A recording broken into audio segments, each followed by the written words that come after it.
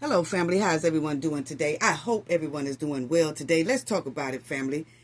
The two whistleblowers who did a smooth tactic to make sure that they got the feds' attention so that the feds can watch David and his homegirl.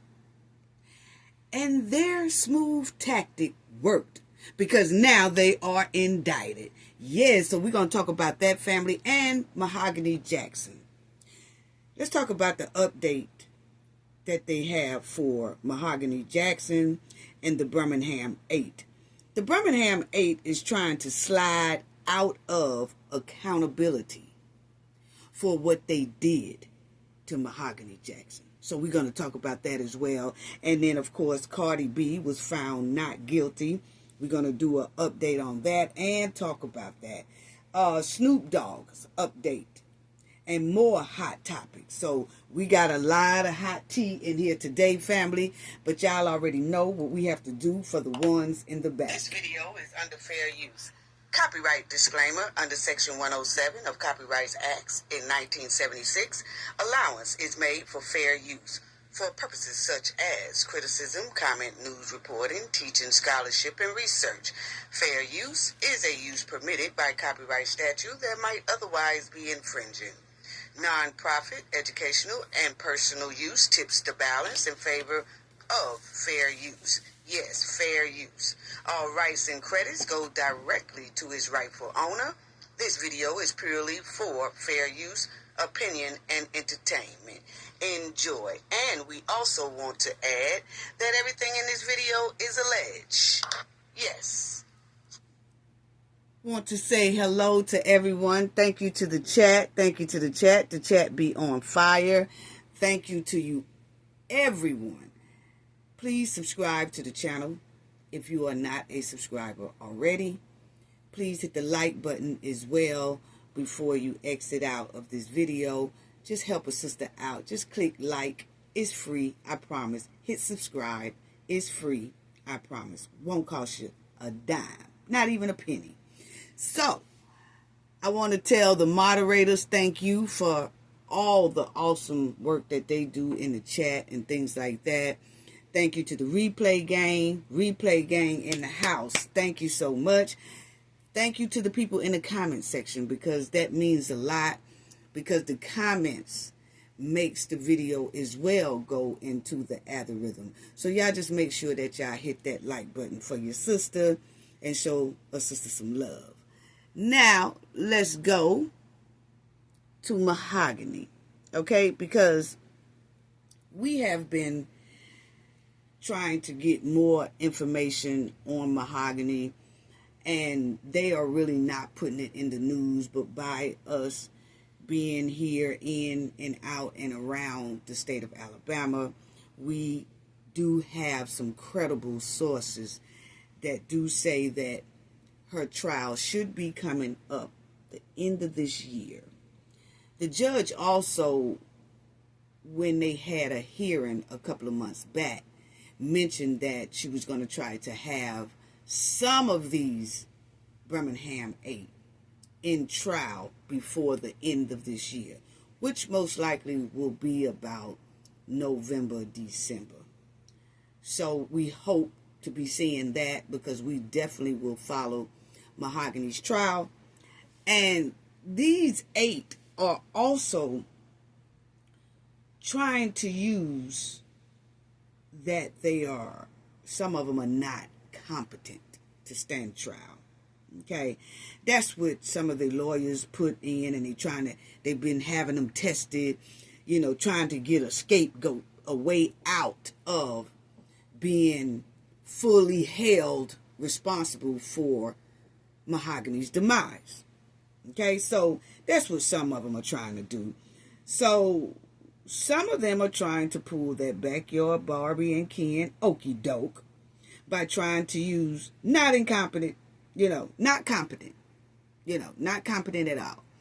And then some of the tests show, yeah, they are competent, So the back history, a lot of us kind of know, it's sad to even review what happened to Mahogany and what these 8 on the screen did to Mahogany in Birmingham, Alabama.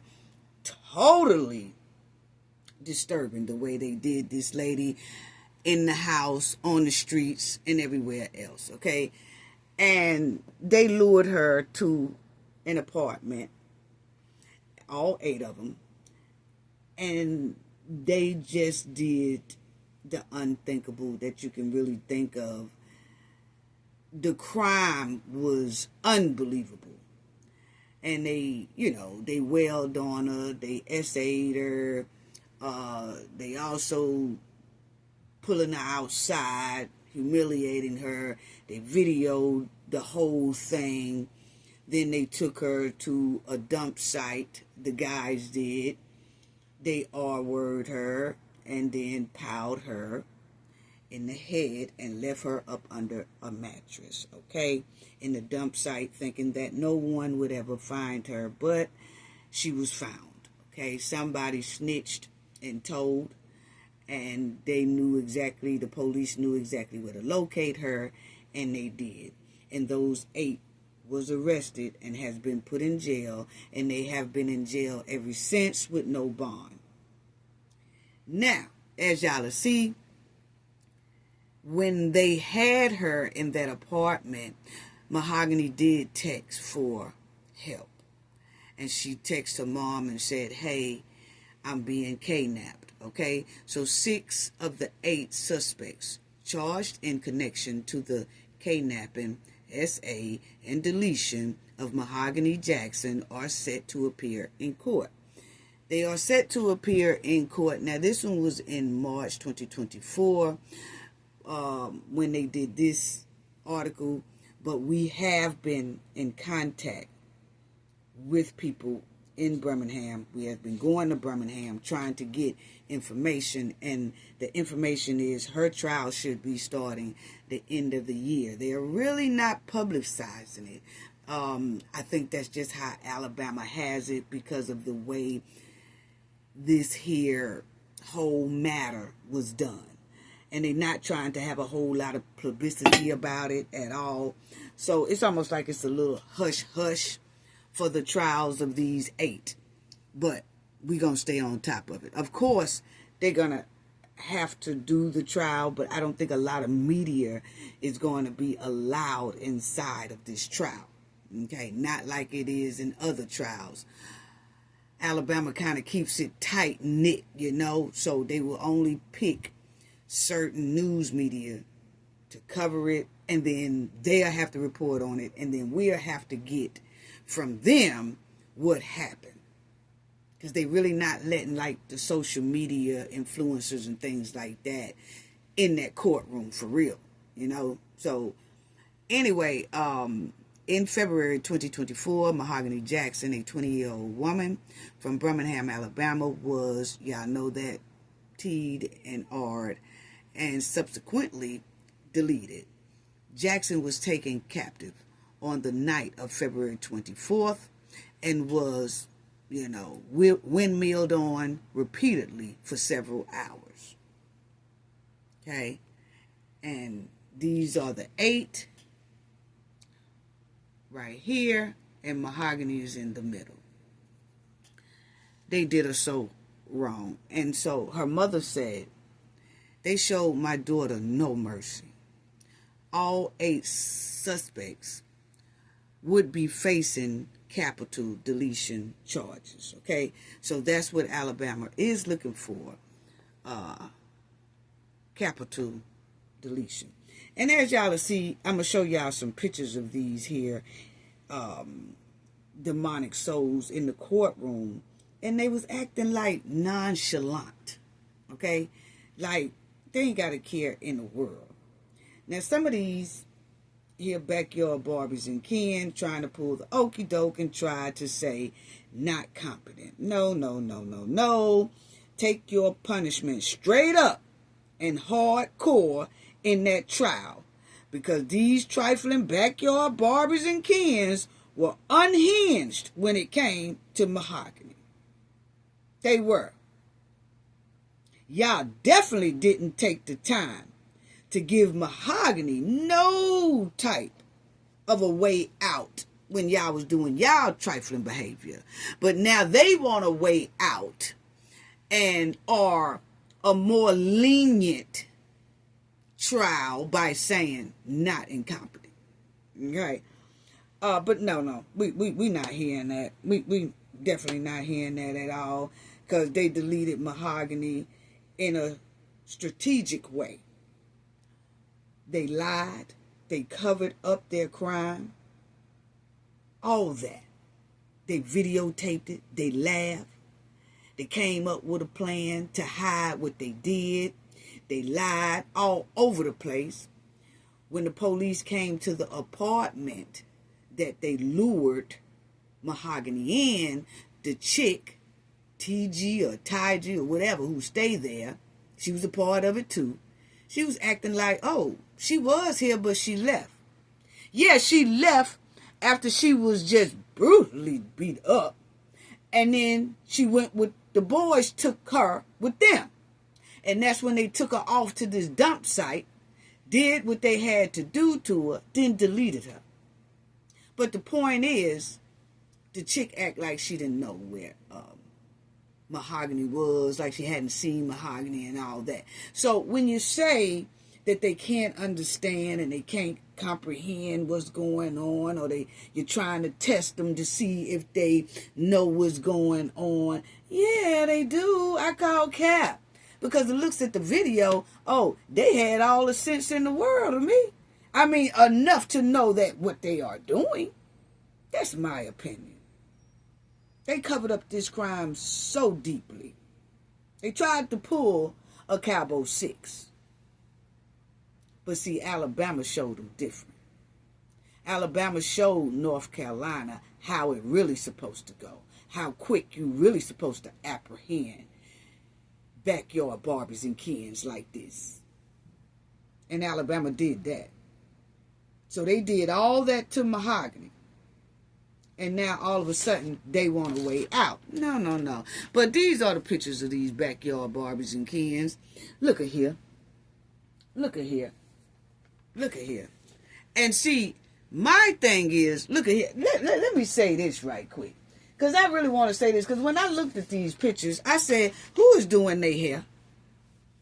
Can anybody tell me why are they coming to court with weave in their head, extensions in their head, colorful extensions in their head, and they got the baby hair all laid down, fried, dyed to the side, but they in jail? Is our taxpayers paying for that? I mean, I'm just asking a question. You know, I have a right to ask a question. Like, we do know that they're supposed to bring them suits and stuff when they get ready for a trial, and they're supposed to look kind of presentable in court. But this right here are little preliminary hearings, and they walked up in there with the jail suit on, but their hair sharp as hell.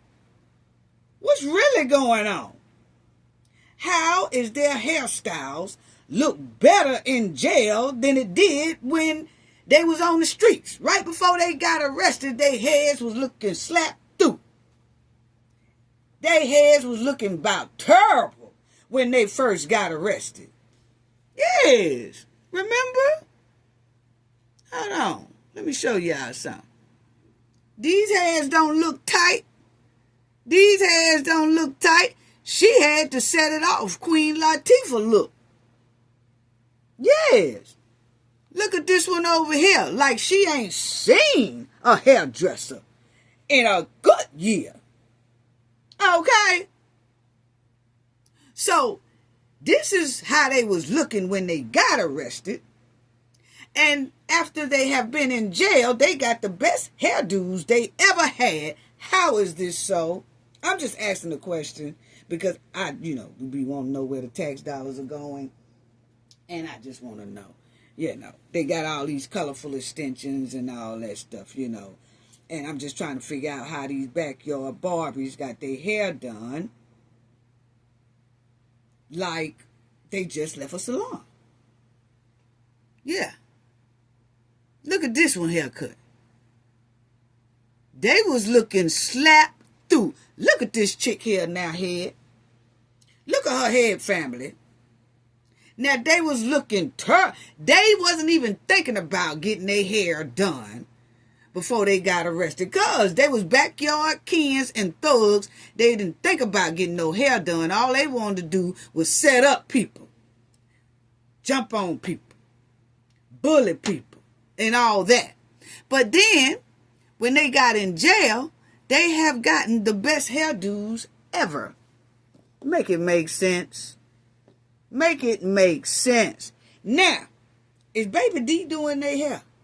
I just want to know, is Baby D doing their hair? Because you know it's always a Baby D in the jail cell with them chicks. And Baby D be wanting money on her books. She wants snacks. She want all that stuff. So is they giving Baby D all their money, and Baby D do their hair and take their money and eat up their snacks and all that stuff like that? Because I'm just trying to come up with a reason of why their head looks so sharp in jail. I'm talking about they got the colors to it. Extensions, all that. How's they getting this done? I mean, I'm just asking a question. Look at this. I showed y'all how they was looking when they first got arrested. So, I have never seen people hair look terrible before they go into jail or prison. But then look plush after they get in there like they done spent $200-300 at a salon. Why is that? I mean, I'm just asking a question. I mean, there ain't nothing wrong with asking a question. I'm entitled to ask a question.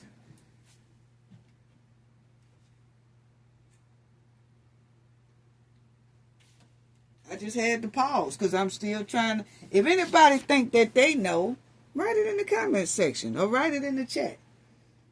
You know?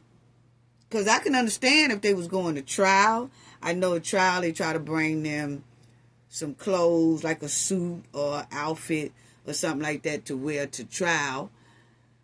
That's what they do, you know, and then they have a fresh, clean cut or their hair is kind of neatly done or something like that. But nah, they ain't got on no suits. They got on jail uniforms and their hair plush. Yeah. But anyway, I'm going to move on. I was just stuck on that because I was just trying to figure that out. And look at here. Look at all these Kens and Barbies. Look at this Ken. Backyard Ken.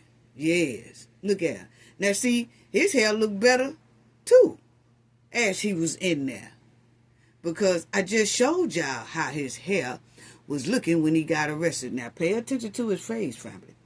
Pay attention to his face so I can show y'all what he looked like when he got arrested. There you go right there. There you go right there. Look at that. That's him right there. Hair all over his head. All over his head. But it looked like he got a swiggly diggly curl. Yeah, it looked like he got a swiggly diggly curl. So, who did his hair up in there? Whoever did his hair, are they taking his snack money too? Is he putting money on they books too?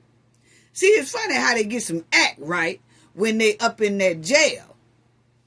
Because he letting somebody play all up in his head in jail. Yeah.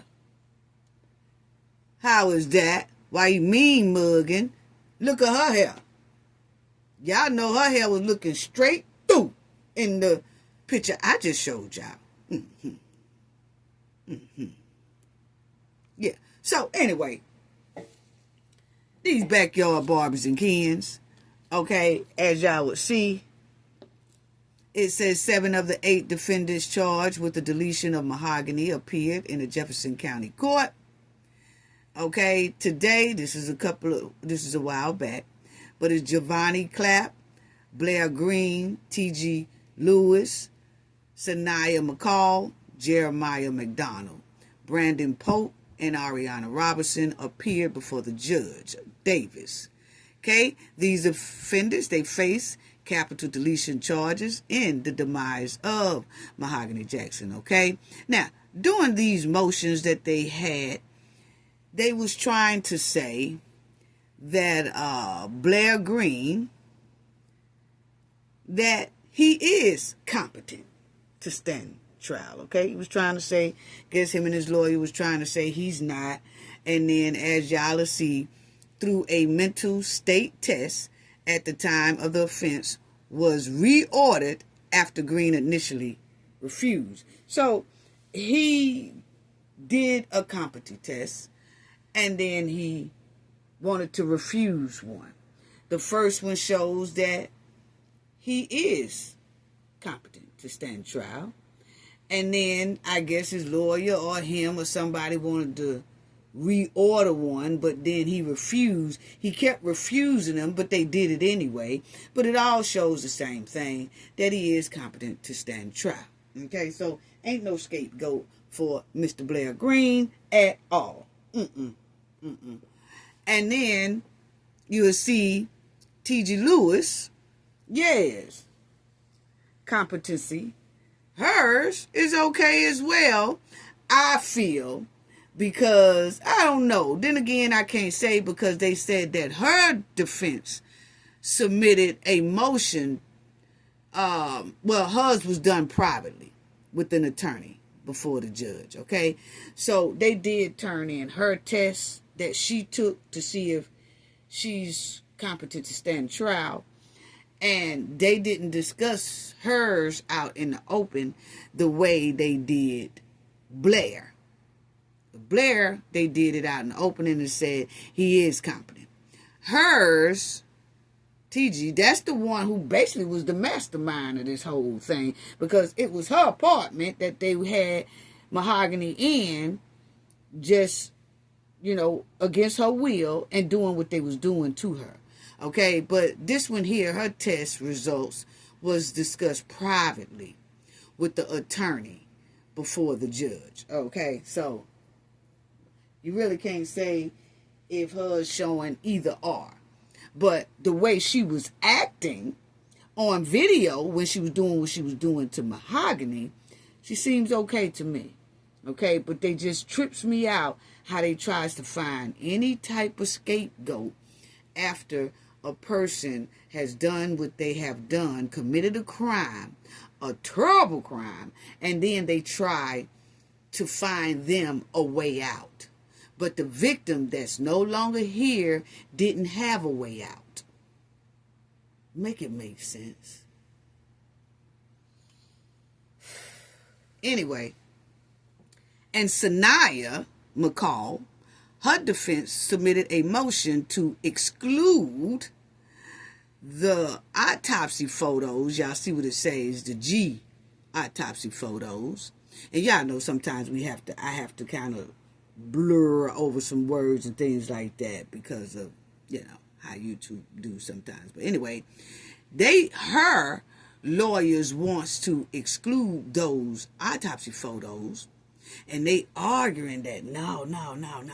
We don't want y'all to show those. Judge, don't let the state show those pictures because it just looks so bad. Okay, that's what your client so-called allegedly did to this woman. So don't try to hide the pictures because you don't want the jury to see how terrible they did Mahogany. So that Sanaya's lawyer is trying to keep the photos out of the court because they don't want the jury to see that. And they keep saying that those photos are not really necessary. Well, the state contended that the photos are necessary for the medical examiner's testimony, because they're going to have a medical examiner testify as well to say how Mahogany got like this scratch, how did she get this bump, how did she get this cut, and things like that. What do this mean on the body? What do this mark mean on the body, and things like that. So the state said, yeah, we do need that. We do need those pictures included, Judge. Please don't grant Sanaya request to keep the photos out of court. Okay. And the judge held this motion abeyance. Additionally, a motion to limit media contact was granted in part, restricting comments and procedural informations only. So, like I said, as y'all see, limited media contact, they are trying to, most likely they are going to have that. It's going to be limited media at this trial. When I say limited, probably two. That's just how Alabama is, because they don't want people to come out twisting and turning the story and, just going all off the rails with the story, and I guess that they look at other trials and see how when they let a whole lot of people come in to the trial, and every day after the trial, it's a whole big twist, or it's a whole big something. Somebody's not telling it fully, or not doing it exactly the way the court was doing it. Like, just go by what the court said, what the people said, all that stuff, what the judge said. You don't have to add your own twist to it. Some people do add their own twist for entertainment, but it looks like Alabama is saying limited media. Okay. Hopefully they change their mind, though, because we definitely was trying to get where we can be inside of that courtroom. So we still got a lot of things that we're working on with that situation. So anyway, this is the not competent. I just did a meaning of it, and it says that lack of the necessary ability, skills, and knowledge or legal qualifications to do something successfully.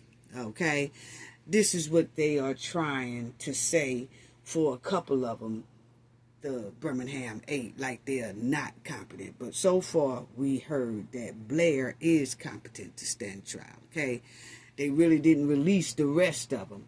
But I just feel like this: if the people who seen Mahogany's story went viral, just like Shaquilla Robinson's story did, because it was so similar, and the way they was acting, the way they was laughing, the way they was doing this chick, everybody seemed like they knew exactly what they was doing. They just don't like her. And they did that on purpose, intentionally. And then they started hiding and covering up their crime and all that. They understood everything that was going on at that time. One of them was reading the comments, as some people were saying certain things in the comment as they going live, showing what they are doing to this chick. And answering the comments. So, we call cap, with this mental stuff, and we have to see that if they incompetency, stems from mental or physical condition that impairs a person's ability to understand or act. No. It gets no breaks. Not from us over here. Not from us over here. Now, we already did that. Jeremiah McDonald and Ariana Robinson also had standard pretrial motions. Robinson's defense argued for bond, citing her initial role as a witness and her presence during the event leading to Jackson's demise. The state noted Robinson's non-compliance with investigators in the early stage of the investigation. The judge denied bond for her. She cited Alabama's no bond policy for capital deletion charges. Okay, so in other words, Jeremiah was trying, and Ariana was trying to say they want bond And they keep asking for bond. The judge keeps saying no. Okay? And their lawyers and them are saying that, oh, well, they deserve bond or whatever, but the state is saying no, because at the beginning, when they first did this and we captured them, they was being, they was lying to us, being non-compliant. They didn't want to comply. They didn't want to answer questions. They was going to play that I'm hard role and all that stuff.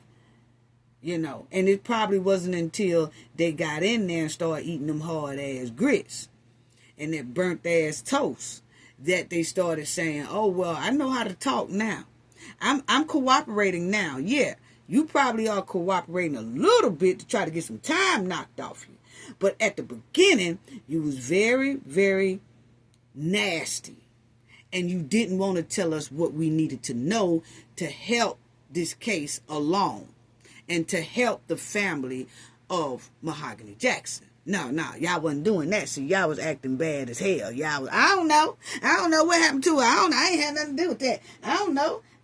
Y'all don't need to ask me. Y'all need to ask somebody else. I don't know nothing about what y'all talking about. Anyway, where my lawyer at? I don't want to talk to nobody. Where my lawyer at? All that biggity talk. So that's why the state said, nah. She don't need no bond. He don't need no bond, because they was very, especially Robinson. That's Ariana. She was very non-compliant with investigators in the early stages. So no, she don't need no bond. Then Brandon Pope. Okay? Brandon Pope. His defense wanted him to get bond, highlighting a lack of probable cause and his non-involvement in the physical assault. Okay? The state argued against bond, citing Pope's inconsistent statements and presence in the video related to the crime.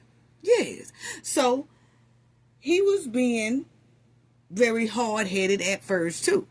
Biggity at first too. Don't want to tell him what happened. Didn't want to say what went on. I mean, if his lawyer here is saying that he wasn't involved in the physical part of Mahogany, then he saw he was going down. Why didn't he say something? He didn't. He played hard.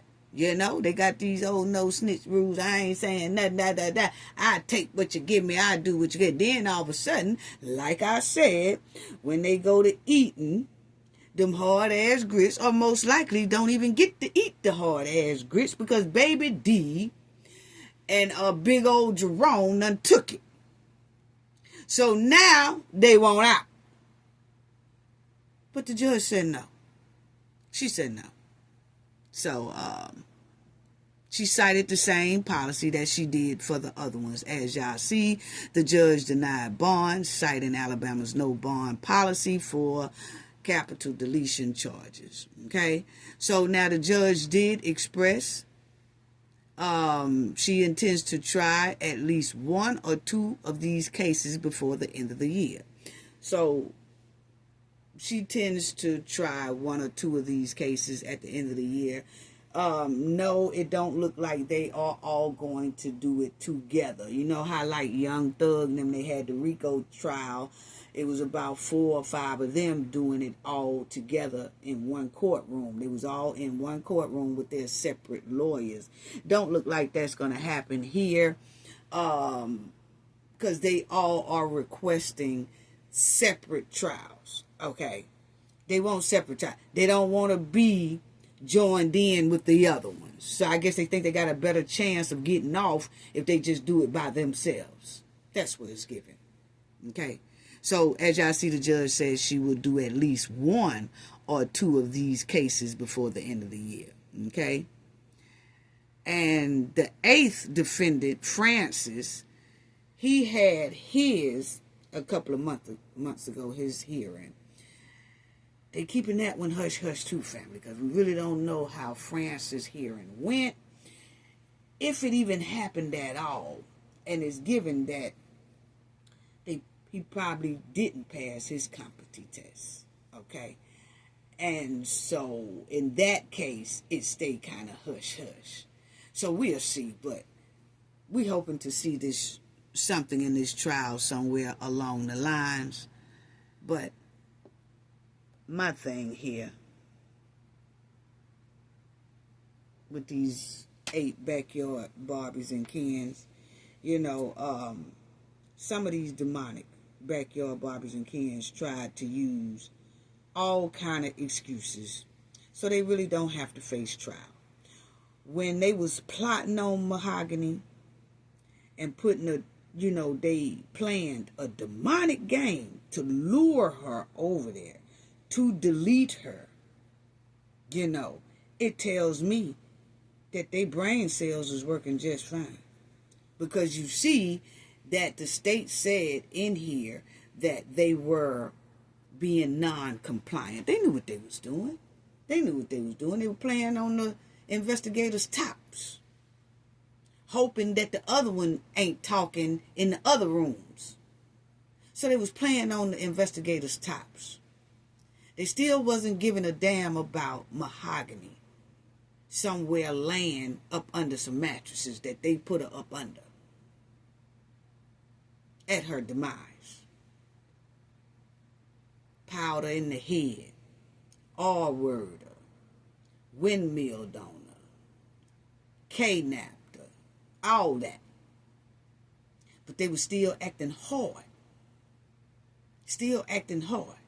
Well, now they trying to find any loophole or scapegoat that they can so they don't have to be held all the way accountable. Like, be held accountable, but give me some slack, Judge, because I ain't got it all upstairs. I'm kind of slow. I did ride on a slow van, Judge. You know what I'm saying? Back in the day. So, can you give me a break?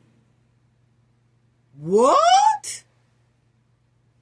So, my thing is they knew how to plan. They knew how to plot. They knew how to hide evidence. They knew how to cover up their tracks.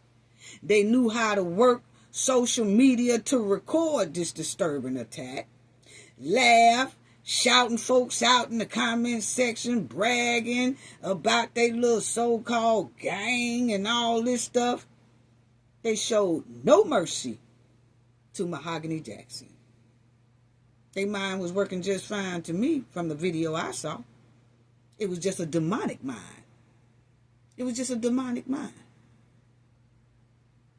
And they still in court mean mugging people. So I feel like this. Stand on what you did. Keep that same energy. Y'all did that girl like that all on the video, laughing, kiki, ha-ha, and all that stuff. Keep that same energy in that courtroom. Stand on it. Stand on what you did to Mahogany. Stand on it. Stand strong on it. Don't be trying to get no scapegoat up out of there. And look at these folks' head, family. I told y'all they head was looking raggedy before they went up in there.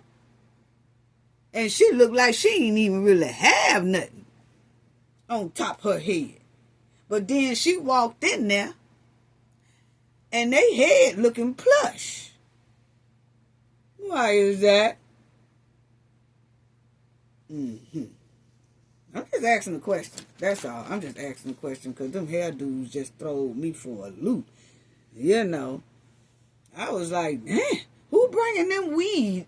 Weed, not weed that you smoke, but the weave in your hair. Who bringing that? I mean, is people bringing that? They bringing packages of hair when they come to visit or something? I'm just trying to figure it out. Or they got a salon down there. I don't know. We're going to have to just ride to Birmingham and ask the people there how do they get their hair done like that. That's all. We just going to have to do that because I really want to know. And then when we find out, we'll let y'all know. But anyway, they just need to basically have this trial because they still in jail, which they don't need to be in jail. They being held in jail until the trial, and then after the trial, it depends on what their sentence is, then they get thrown over there in the penitentiary, okay? But my thing is, hurry up and do it so they going on over there to the penitentiary because I'm tired of looking at them, for real. Throw away the key, too, because what they did, They don't need to be out at all. At all. But Alabama finna make an example out of them. Alabama is getting ready to send a clear message to everybody during this trial that if you try something like this, F around and find out. That's basically what they finna do. They finna send a clear message when these here trials start. So, we'll see. Yeah, we'll see when it all starts. But I just wanted to let y'all know about that as well, So, I'm so tired of looking at these boogaboos. I don't know what to do. Family, did y'all know that this chick right here, remember that she put that $20 million defamation lawsuit against Shannon Sharp and Chad Osinko? Remember that? Well, how about it's dropped? Federal court dismisses $20 million defamation case against Shannon Sharp and Chad Johnson. So, what do y'all think, family? I think they went on here and just said, hey, settled with her. Don't know how much they probably settled with her own, because this lady here was not playing. She was not playing at all. Remember when she said that Shannon and Chad got on their podcast and they were saying that she was on stage kissing Usher and all that, and her husband left her, and now her life is in the dumps and all that stuff. Yeah, she's on stage, and then her husband filed for a divorce, and they was just saying all that stuff, and she was saying she tried to contact them, tell them, hey, look here, that's not true. Please retract that and correct that. I'm not married. No husband has tried to divorce me. Ain't no husband divorced me. None of that. Y'all making me sound bad. And I have a real professional career, and people are asking me about it because my career is based on that type of stuff. And y'all over here lying on me. Well, all of a sudden, the lawsuit is dropped, dismissed. So what y'all think, family? I think that they gave her a little, I think they paid her a little something. And they probably didn't. Maybe she just decided to drop it on her own.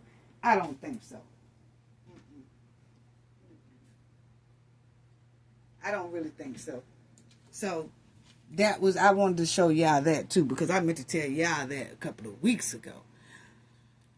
Family, did y'all know that this here chick have a nail salon, and she put you go to her shop, she'll do your nails, she'll also do your eyelashes, she'll also, trim your eyebrows, she'll do all that, right? Then she done messed around there and started trying to put veneers in people's mouth with nail glue and super glue. What? Sticking veneers in people's mouth with nail glue and super glue. You can't make this up, family. You can't make this up. That's the shopping plaza that her business is at. And see, people go there and, they get their nails done, their toes done. And then, she also put eyelashes and stuff like that on. Then she'll line your eyebrows up. Well, she said that since she had worked in a doctor's office before, and she was like an assistant, like handing them tools and stuff. Now, she wasn't doing no type of dentist stuff. She just hand them tools or file paperwork and, kind of do a little filing work around the office. And then sometimes she'll help the dentist, give the dentist tools and stuff. So she felt like she knew what she was doing, is what she said. That, well, after watching dentists for a couple of years, I know how to do them. So she started putting people veneers in with super glue. You know what? I said I was not going to laugh. That's why I was trying to pause. When y'all hear me pause sometimes. Y'all hear me pause sometimes. I do be checking some things out. But then I also sometimes be trying to stop from, even falling out. Because you know what? Say it ain't so. Say it ain't so, family. Y'all will see that this girl here did some surgeries after acting like she a fake dentist and she attaching veneers with nail glue. It says it right there. You know what? I ain't gonna even say that. I ain't trying to promote no violence. I'm just saying, she got people up here talking, family. She putting nail glue and super glue on these people veneers and sticking them up in their mouth, and these people get home and can't even hold one sentence without those veneers dropping to the floor.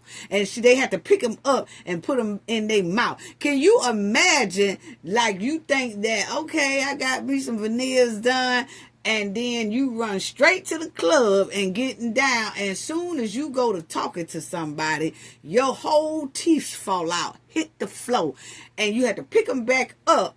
And if you ain't got no nail glue or super glue, you're doomed. Come on now.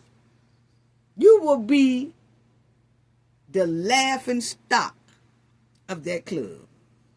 You will have to just move into another city. You would just have to move to another city. It would be so embarrassing.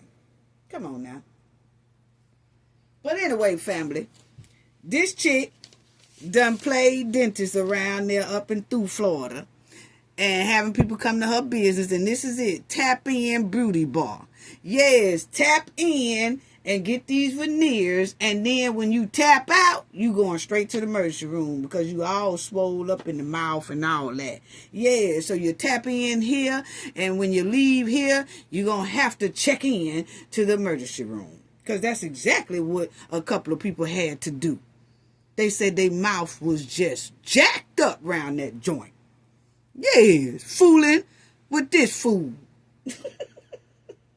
Okay, but in family, I'm trying. Okay, I got to be serious. I got to be serious because this is a serious matter. But y'all see, family, it said woman arrested for unlicensed dental work used crazy glue on victim's teeth. According to investigators, Martinez used crazy glue to attach fake veneers. She is not licensed to do none of this, family. And she didn't have no type of schooling to do it either. And as you will see, a woman required emergency surgery after fake dentists attached veneers with nail glue and super glue. What? It couldn't have, you know what? You know what, family? It just couldn't have been me. I'm sorry.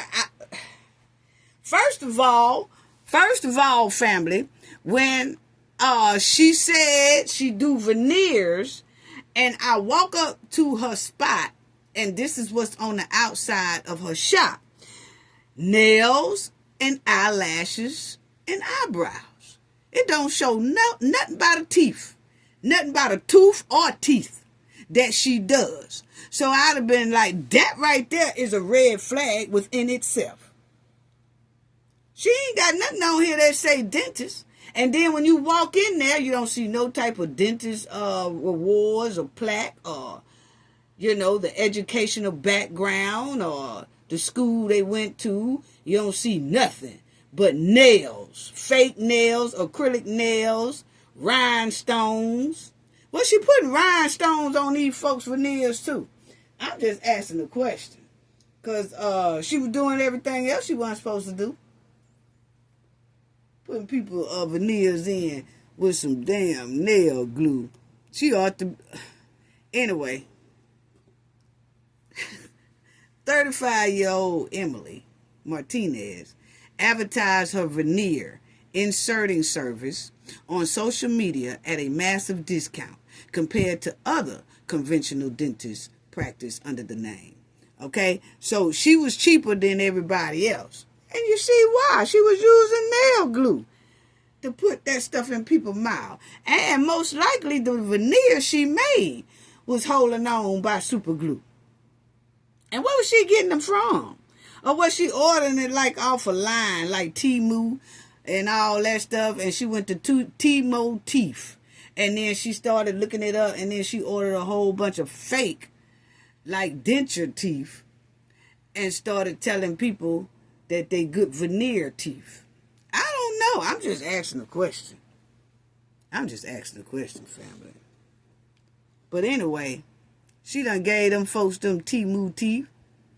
And it says police were notified of Martinez's alleged misdeeds when a patient contacted them after Martinez incorrectly inserted the veneers, causing pain and injury, and resulted in emergency dental surgery from a legitimate dentist that determined the false teeth were attached with nail glue.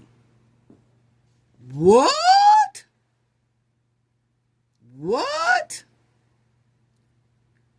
Actually, the victim reportedly claimed that Martinez posed as a licensed professional, but lacked any real credentials. See, you can't let them lack on credentials, family. See, that's where that lady went wrong at, whoever this was. She said that, Martinez was telling her that, yeah, I'm certified. Yeah, I'm a real dentist. Yeah, I'm all that. But then the lady was saying that Martinez couldn't produce any real credentials. It was time to get up then. From Martinez's shop. Yes. It was time to get up. But, guess they trusted her word or whatever. And then it says the victim met Martinez at a business called Tap In Beauty Bar. Yes, that's her nail shop. That's Martinez's nail shop. So Martinez was doing nails. She made it an all-in-one tap-in shop, okay? You get your nails done, you get your toes done, you get your eyelashes put in, you get your eyebrows lined, and then you get veneers. Yes, which was located in a small strip mall. Yes. Additionally, the victim reportedly claimed that Martinez, we already said that she posed as a thing. Martinez's arrest came after a second patient reached out to the police and claimed that Martinez charged her $1,600 for inserting the veneers. But the false teeth fell out of her mouth multiple times, the affidavit said. The victim reportedly said she attempted to put the veneers back in her mouth more than once. But without success, Martinez allegedly ceased contact with the victim. She ceased contact with the victim after she complained and requested a refund.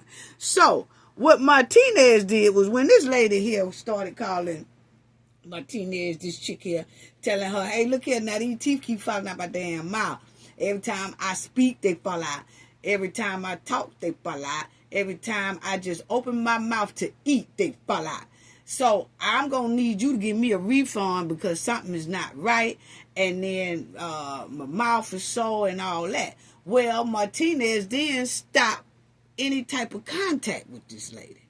Well, see, pause.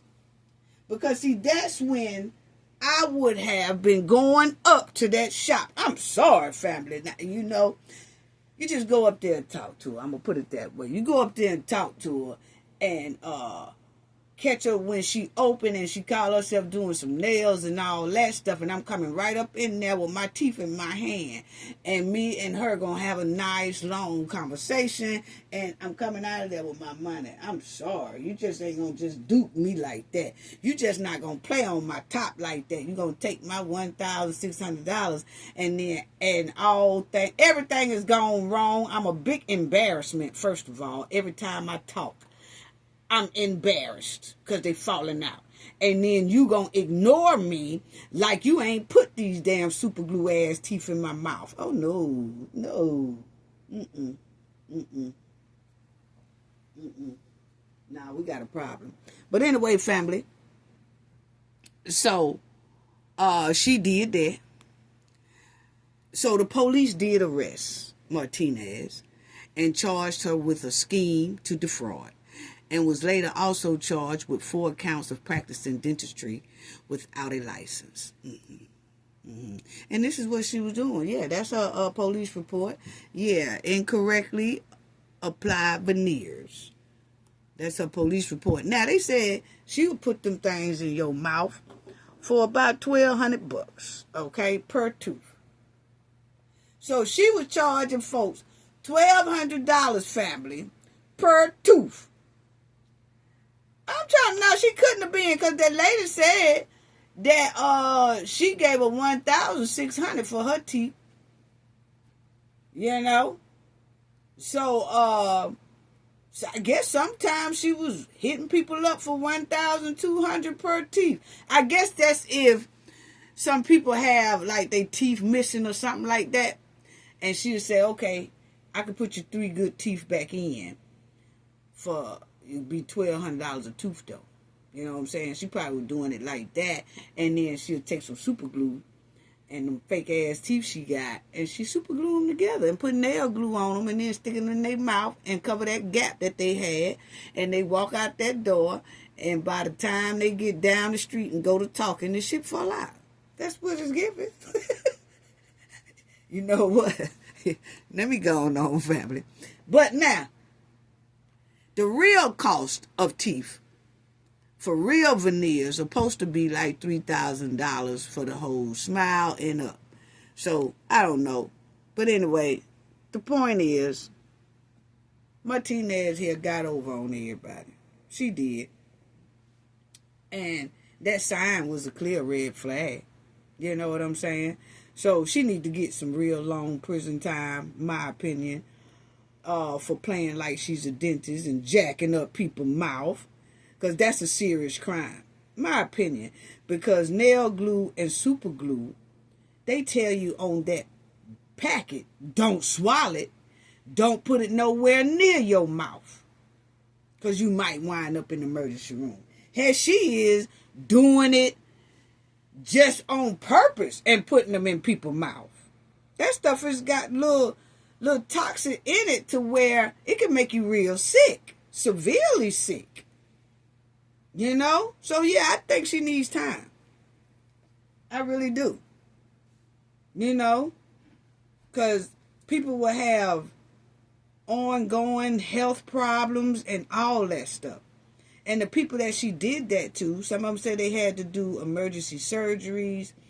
It's no telling if this is going to be a long time effect for them, you know, in life. With their mouth and all that type of stuff, you know, you just never know. You just never know. And I think she needs to do some serious time for that. And her excuse is, I worked at a dentist's office before, and I saw dentists do veneers, so she figured she could do it too. You have to be an evil, demonic person to charge someone to intentionally make them seriously ill and put them through years of discomfort. You got to be some kind of evil to do that. Because everybody know that super glue and nail glue do not go in your mouth. It does not. You can get really sick from that.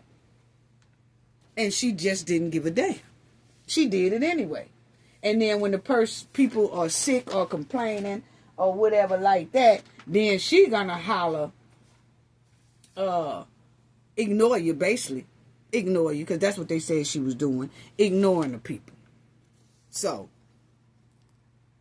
next, let's talk about the 2 whistleblowers family that bought this here castle down with a slick, smooth tactic to get the feds' attention so that the feds can watch David.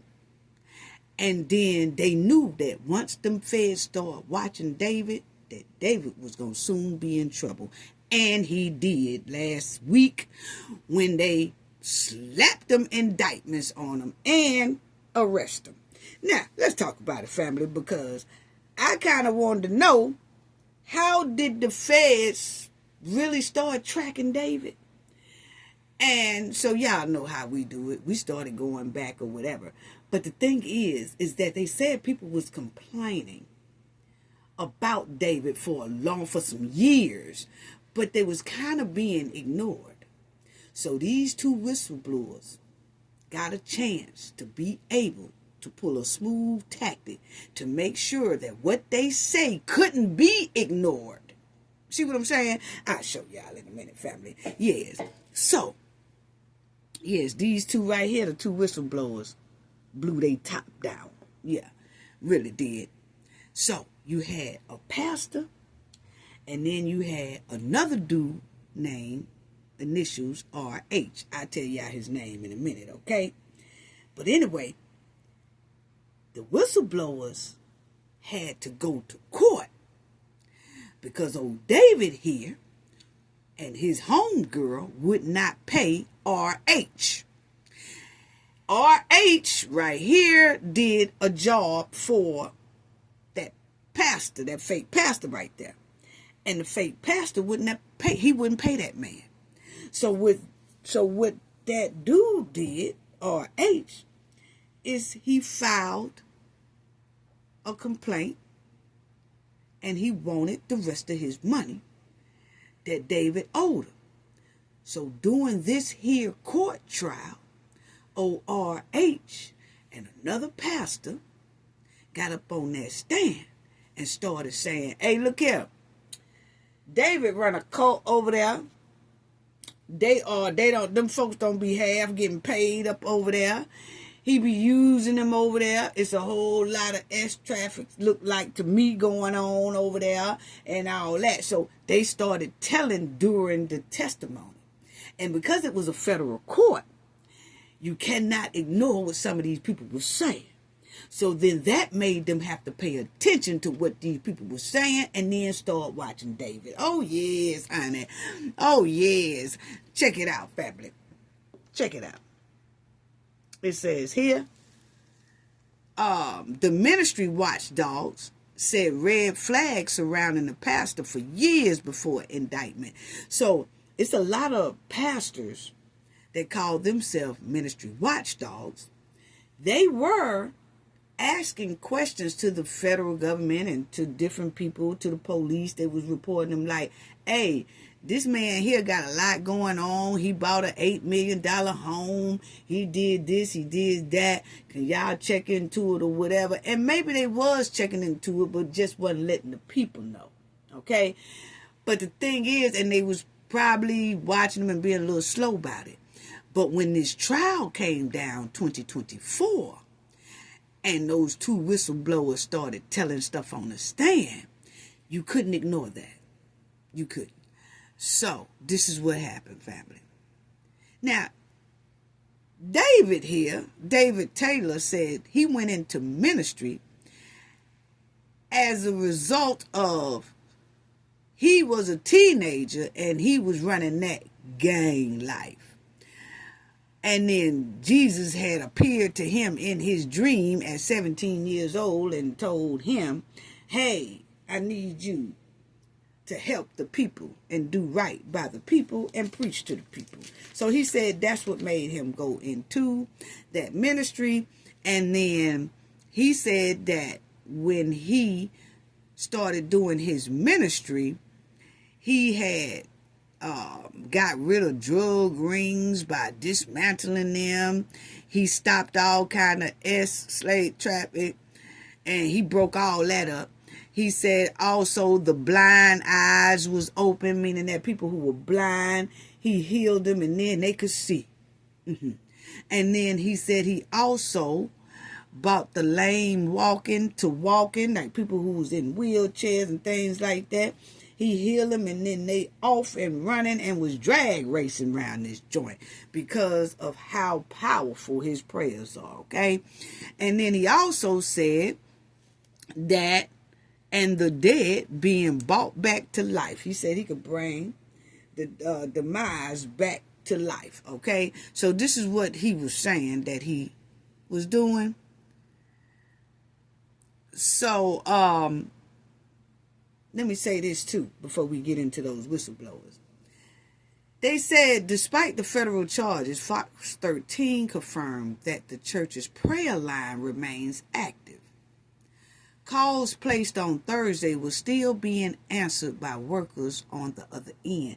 And that's true, family, because it was a YouTuber named Nick at Night. She also called a couple of days ago, and she got an answer. So she called, and she was like, hey, I need prayer. And all that. And then the lady was like, well, I don't do prayer. And she was like, well, could you tell me who do? And can you just transfer my call to someone who could pray for me? She was like, no, we would just have to get your number and call you back. But I don't pray for people. That's what the lady was saying, okay? And then somebody on my team tried it. They picked right up. Prayer line, how can we help you? And I told a member of my team too. I said I wish they had recorded that, but they did. They called, and the lady said the same thing, that she cannot pray for my team member because she's not a preacher or a pastor or whatever, but to leave the name and number, and they would call her back, and she would have a preacher call her back and give her prayer. Okay? So my thing is, and my team, they had used like another account where they couldn't track our number or anything like that. So, but the thing is, she was like, just leave your name and your number, and I have a preacher to call you back. And then the person on my team was like, nah, I just needed prayer right now, so I guess I just keep searching till I can find a preacher who could talk to me right now. But I was really looking for somebody to pray for me right now. And she's like, well, the only thing I can say is just leave your name and your number, and we'll have a preacher to call you back. So it shows that even with David Taylor being locked up, him and his homegirl being locked up, they are still operating prayer line.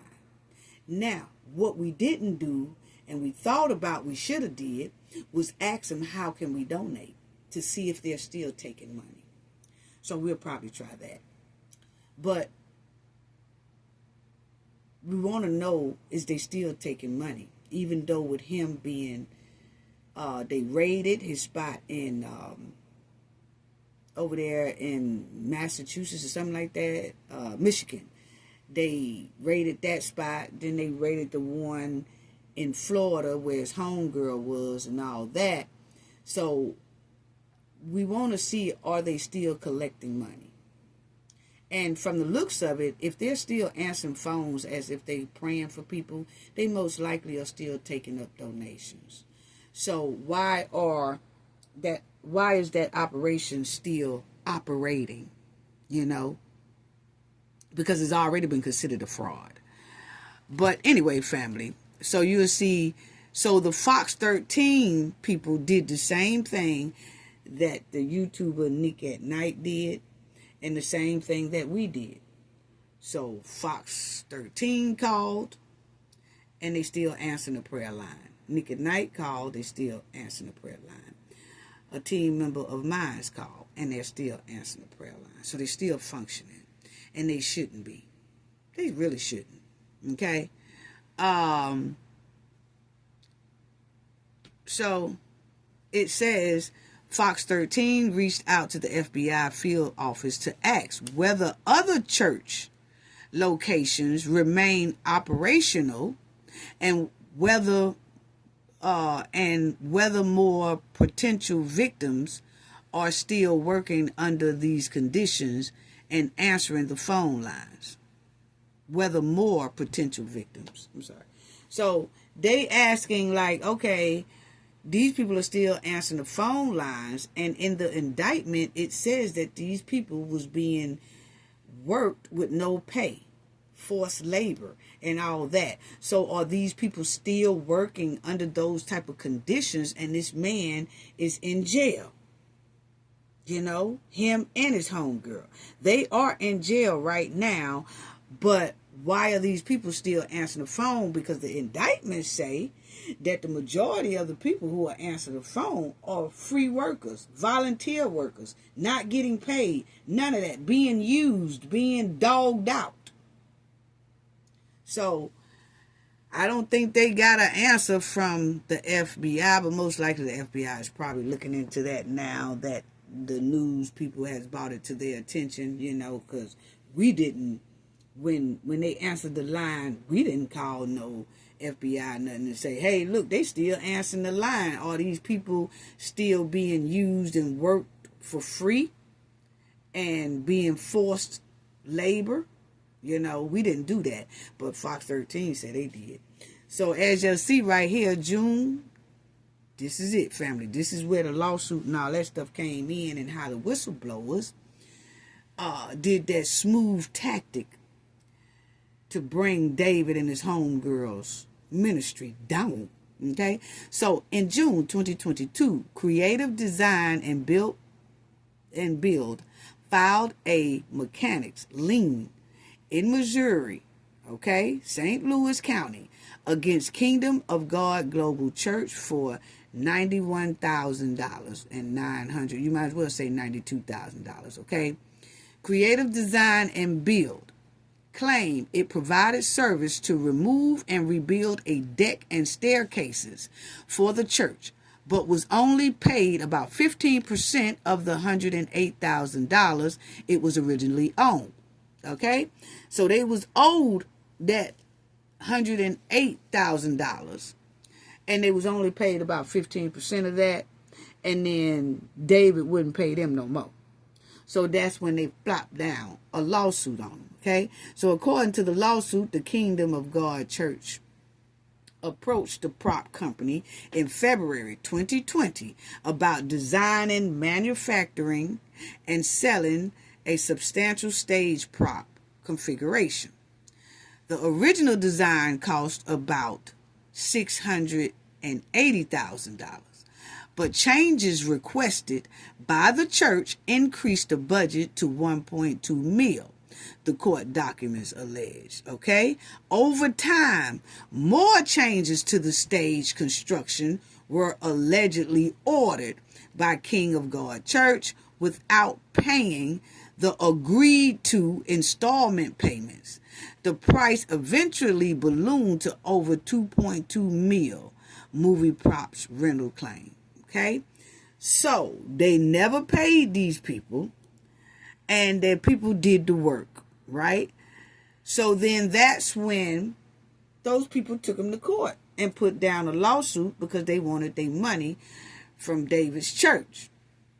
Now, then David's lawyer, who is Tulsa law firm Winters and King, representing David, issued a letter demanding that a critic of Taylor's Rich Holmes, okay, cease and desist from your unlawful use of publications of threatening and false statements, and remove of media containing such a defamatory remarks. Okay, so Holmes was, after Holmes' company, or the company he worked for, wasn't getting paid, he started going on social media blasting the church, and he was saying a lot of things about David. Now check it out. The letter claims Holmes accused Taylor of leading a cult, money laundering, tax fraud, and trafficking. So see, this man Holmes, now how did this man Holmes know all this? Maybe him and David was close before, or he seen some things that looked at iffy or whatever. But the point is, when David didn't pay this man and this man's company for doing all that work, that $108,000 worth of work, and then $2.2 million worth of work, when he didn't pay them, then this man here, R.H., Rich Holmes, he started talking. And he was going on social media talking about it. And so now David lawyer was saying, hey, we sending you a cease and desist letter, and you shut your mouth about David, because you don't have no proof about it and all that stuff, okay? So then David's lawyer, the fake pastor's lawyer, he also claims that Holmes published Taylor's social security number and engaged others to file fraud reports against the leader to the IRS, okay? So all this stuff was going down for a minute, okay? And you'll see in April 2022, the Ministry Watch, okay, reported that Taylor purchased a Tampa area estate for $8.3 million. So she had people asking the police, the feds, or the IRS, how this man get $8.3 million house, okay? Now it says, as y'all see, the pretrial motion will be decided by Judge Beth Bloom at the pretrial calendar called on December the 12th. Now, remind y'all, this was in 2022. Now, 2024, they goes to court about David owing them money. Okay? And so when they get to court, then the defendants, King of God Global Church and Joshua Media Ministries, filed a motion asking the judge to prohibit the plaintiff from presenting evidence by Richard Holmes, that's one of the whistleblowers, at trial about the personal affairs of David E. Taylor, including allegations of extramarital affairs, facts concerning the church or David E. Taylor reputation, or alleged ownership of luxury vehicles, namely an alleged Bentleys and Rolls Royce, details about David E. Taylor's alleged residence in a mansion, and alleged that David E. Taylor is running a cult. So, when they got ready to go to trial, David, the fake pastor, his lawyers asked the judge, hey, to block Rich Holmes from being on that stand, or when he gets on the stand, he cannot say anything about David being a cult, because he keeps saying that the man is a cult. He run the S traffic plays in his mansion, and he money laundering and all that stuff like that. David lawyers telling the judge, hey, we want him to shut up. This ain't got, what he's saying about David, the fake pastor, has nothing to do with my client owing him money for a job he did. So David, the fake pastor lawyers, was trying to tell the judge, hey, we're in court for we owe him money, or he's saying we owe him this amount of money. We're not in court about what David does in his personal life. Okay? But family, the thing is, when they went to court, the judge would not block that. The judge let Rich Holmes say what he said about David in his testimony when he was in court in 2024. So when you say stuff like that in court, that's in a transcript. So when he got in that courtroom and started saying, yeah, he owed me money. He owed me 2.2 mil. It was at $108,000. He paid 15% of that. Now he owed me like 2.2 because he kept requesting for stuff and he did not pay it. And now we are suing for this amount. Then we suing for that amount because we had to wait so long and all that stuff. And then the man went on into, and he run a cult over there. And he be money laundering. And he got an $8.3 million house where he have a whole bunch of folks working for him for free. He be working them like a dog.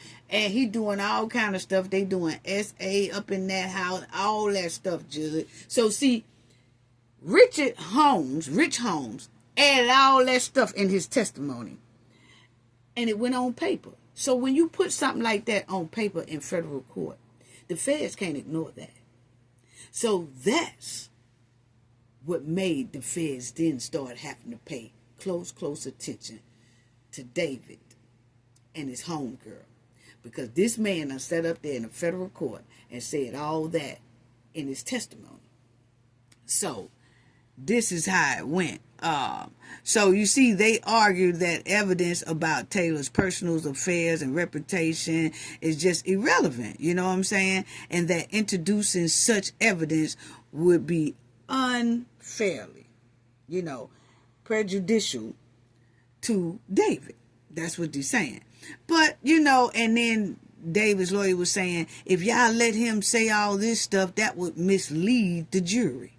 Well, evidently, they let the man say it in court. Evidently, they let him say it.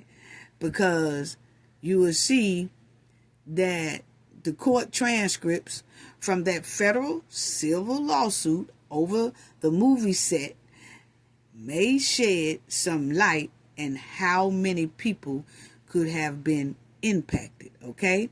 A pastor working for Taylor with the Kingdom God Global Church testified in 2024. See, this is another person. This is a preacher who testified along. This is a preacher who testified along with Rich Holmes, okay? He was on Rich Holmes' side. And so they called that pastor up. He also got on the stand. And in his testimony in 2024, he testified in 2024 that only a handful of employees had a salary. He said they rely on 75 to 80 full-time volunteers to run day-to-day operations and claimed the ministry has thousands of volunteers in nearly 200 nations worldwide.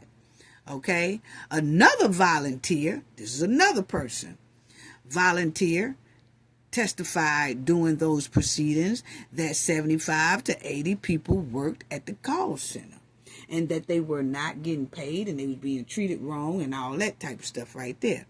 Okay? So, as you will see, hold on, family. I was trying to see something. Yeah, because, well, I showed y'all that already, that Richard was saying that David was running a cult. He was saying all that on the stand, that he doing a S-traffic ring. He ain't paying folks. Yes, all that good stuff. And this is the Ministry Watch people. So they were saying that they had been watching David for a long time,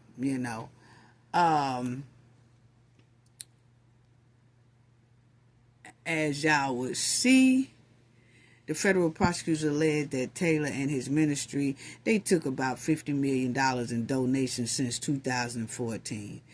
And so everybody is saying they just trying to figure out, how did David and his homegirl go so long as a non-profit organization and they went unchecked? Like nobody in the federal government, because it's a non-profit organization, and you see that they so-called bringing in these millions. He done bought an $8 million house, and then you got like 75 to 80 people working for him in 200 different cities or nations or something like that. And then he just bringing in, rolling in the dough, but ain't nobody really checking him in compliance, like his IRS papers. How come the IRS hadn't been on them? How come the feds hadn't been on them? So they said they had a lot of questions because they went ever since 2014 being unchecked. As you see, 2014, he been pulling in this type of money. And he was doing it unchecked. But here it go 2025. Well, what got it, family, is when David Ass did not pay Rich Holmes and his folks for building all them stairs and a stage, and they was doing all this. Then they wanted more upgrades, and they wanted some type of movie propped studio inside this mansion and all that. And then they started doing that as well, and then David Ass wouldn't pay them. So when they put out that lawsuit in 2020, their trial came down in 2024. And when they sat down in that trial, and Rich Holmes and that other pastor we just read who told on some stuff, and another volunteer told some stuff. All of their testimonies went down in a transcript, and the feds couldn't ignore that. So that's when the feds started watching them, and they nabbed them up in 2025, a year later, because their trial was in 2024. Yeah. So, you see people say questions are growing about how the ministry operated for so long and how many victims are impacted. Transcripts from a 2024 civil trial shed some light on the scope of the operation. And that's exactly what happened. So those two whistleblowers and then that other volunteer are the ones who really got the feds' attention to where it could not be ignored, because those court transcripts are documents, and it shows and that they said this, they was up under oath, and they saying that man run this and he run this and he doing this and he working people and he doing this, and it says T's going on over there, SA going on, all that stuff. Yeah, I'm telling you. So they snuck it in there, even though they wasn't even in there about that. They was in there because they was supposed to be paying them, and he didn't. So when they got in court, they threw it up in there anyway in their testimony, and bam, they got indicted here last week. Yes, that's exactly how it went. The whistleblowers was smooth with it. They knew how to slide it in a testimony inside of a federal courtroom testimony to make sure that heat got on David and his homegirl. And they knew it. That the whistleblowers knew it. Like, we're going to bring y'all down now, because this all we needed is to sit down in the courtroom and tell everything we know about y'all. But we really want our money for the job we did and we didn't get paid. But we also going to throw in how low down y'all ass is and how y'all getting over in that church. And that's exactly what they did, family. Yes. So that's what sparked David and his homegirl there investigation. And why do these two look like two proud alcoholics? I've been asking that. I said, don't they look like two proud ass alcoholics? Was supposed to have been preachers and prophets and all this stuff like that. David was on that pulpit, lying, scamming, and sweating like a slow cooking crock pot. Yes, taking all those church members' monies and food stamps and people around the world too. Just conning people throughout the United States and the world, according to what they say. Now, family, I feel like this. Check this out. And see if y'all kind of agree with me. If y'all don't, let me know in the comment section. You know, we can all agree to disagree. But my thing is, I smell Rico all over this here thing, okay? We hope the jury just throw him and his fake Bible clean up under the prison for a long time. Her too. All the trifling, alarming behavior that they was doing. Acting like they children of high power. Okay? Now, he should have RICO charges to me, family. This is just my opinion. He should have RICO charges. They charged Diddy with RICO for traveling to different states, doing hanky-pank with people, S-Traff, doing forced hank-pank, allegedly. This is all they had wrapped up on Diddy. So what make David any different in his homegirl here? Because it's the same thing with Diddy homegirl, his executive. Yeah, remember? That never came up in the courtroom, but her name, they kept on calling her name and saying, oh, well, she told us to do this. Oh, well, she gave me the money. Oh, well, she told me to meet Diddy here. Oh, well, she said this. Oh, she said this. Same thing right here. But my thing is, this man here was charged with the same amount of things that Diddy did. So why he didn't get RICO on top his head from the jump? Diddy got RICO on top his head from the jump. I'm just asking the question.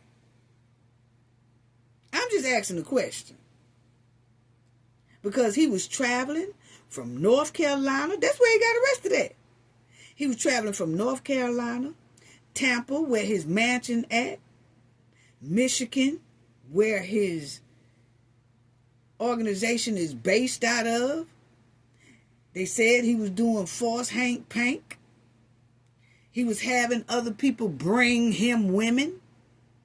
He was manipulating the people, manipulating until they become compliant. He would be physically abusive to them or psychologically abusive to them. So he got the same list damn near as Diddy. So why isn't this man from jump being charged with RICO? Because he was jumping all over the place too, having forced hank panks. Allegedly, North Carolina, Michigan, Tampa. So we can't play favoritism RICO. No, we can't play favoritism RICO now. That definitely ain't gonna work. No, we can't do that. Well, you know, RICO is only good for rappers like Young Thug and Diddy, but not for fake ass pastors. No. He need RICO too. We don't need to start doing the favoritism RICO. Because I'm looking at what they was charging them with. It's look almost identical as Diddy. Straight up. For real. And then the thing about it is, remember, it took Cassie suing Diddy for a certain amount of money for Diddy to then the feds have eyes on Diddy. And then they got Diddy. Same way here.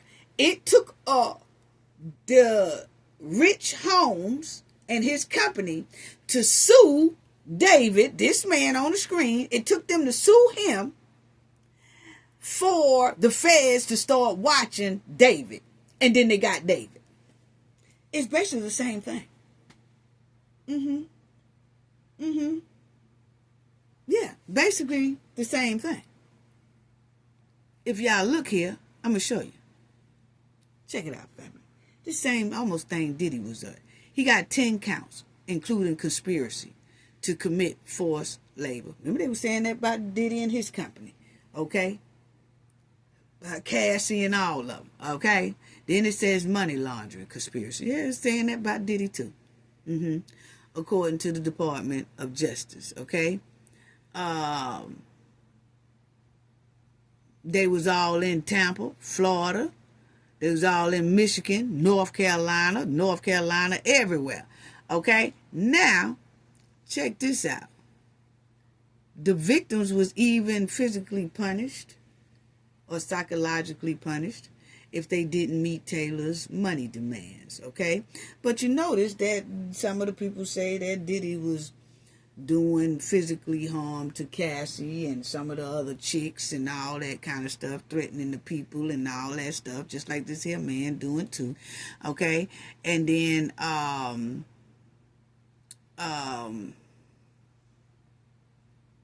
the people weren't getting paid. Then you see the indictment also says the suspects forced the victims to transport women to Taylor. They said the same thing. They said that Petusians was being transported to Diddy. It's the same thing. Women being transported to David, but it was just males being transported to Diddy. It's the same thing to me. And then the women was forced, you know, and the women took Plan B emergency contraceptive. Yeah. So, and he was doing this, allegedly, North Carolina, everywhere he traveled. But some people that worked for him had to bring women to him. So when you bring women to some people, or to somebody who bringing them, that's part of a RICO, because they know what they bringing the women to this man for. And this man know what he got the women coming to him for. And the women most likely know why they got to go to see him.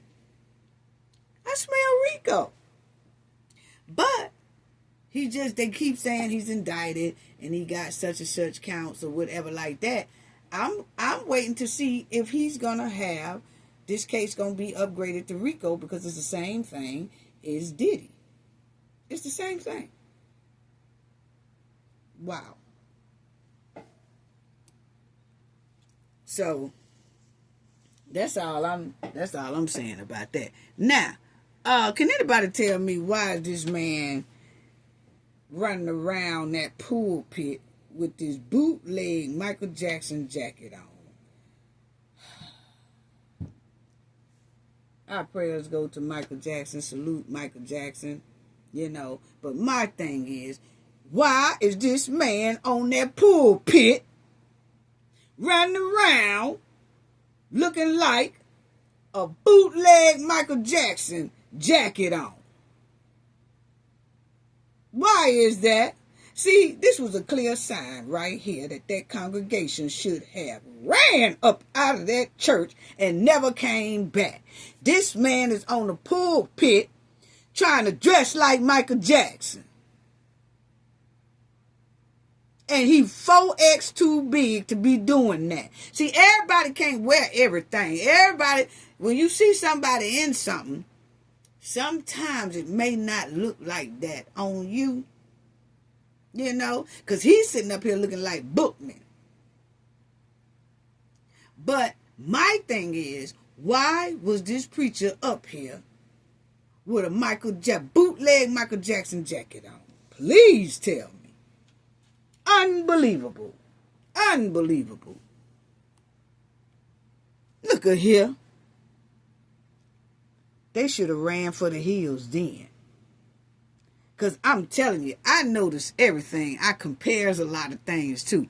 Once he had walked on that pulpit, I'd have been like, hey, y'all, he got on a Michael Jackson.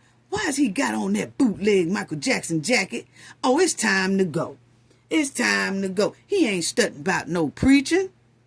He trying to be noticed around this joint. He trying to stand out around this joint. He's scouting for women around this joint. What happened to the real preacher robes? You ain't got to showboat like this, trying to play a bootleg Michael Jackson preacher. Which one you gonna do? You want to be hip-hop or you want to be ministry? Which one? That tells it all right there. Soon as he would have bust out in that joint right there with that bootleg jacket on, it was time to go. It was time to go. Next, let me talk about this right here before I get into Cardi B. But this man here, he works for Trump. And he is a part of the Housing Authority Board, the HUD, okay? He said that he is now cracking down on Section 8. He said that they are now starting to look for anybody that is not a real citizen of the United States who are living in Section 8. So you see Trump administration make major updates on Section 8 housing, okay? That's him. He's over the whole thing, okay? And he said that riding the coattails of American citizens. That's what he says. So he is launching a big crackdown. So he works up under Trump's administration, but he is over the Housing and Urban Development, okay? He's a secretary. His name is Scott, okay? So Scott wrote that each public housing authority has 30 days to conduct an audit to ensure that the existing order are enforced. The department is asking for information about the public housing unit and verifiable citizenship or eligible immigration status.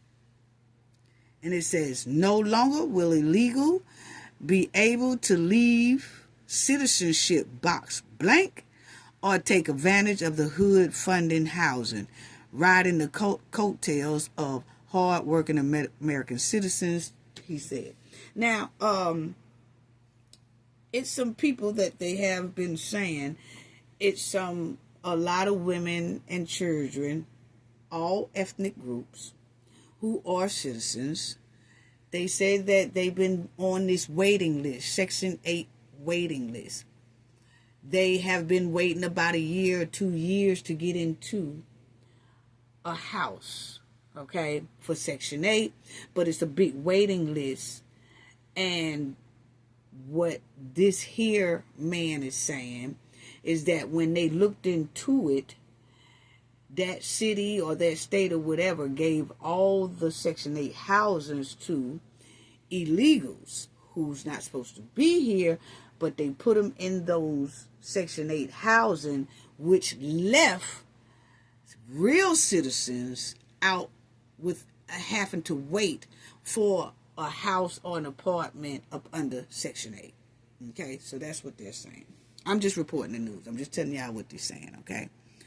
And they said that there's a lot of women out here, black, white, all, different nationalities that are citizens of the United States who have applied for Section 8, seems to be on waiting lists for 2 and 3 years, when they could have already been in an apartment or a house, a Section 8 house, but they can't because they're saying that the immigrants have it, and they don't, and the immigrants don't even have to check a box of if they're legal or not legal.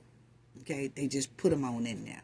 Okay, so and a lot of it, they say there's a lot of that going on in some of the sanctuary cities. This is what they say. Okay, I'm just reporting the news. Okay, because it's a lot of people that might hear this video that they have applied for Section 8 or may, I don't know, but something just told us to talk about this so people could be aware of what's going on with this Section 8 program right now.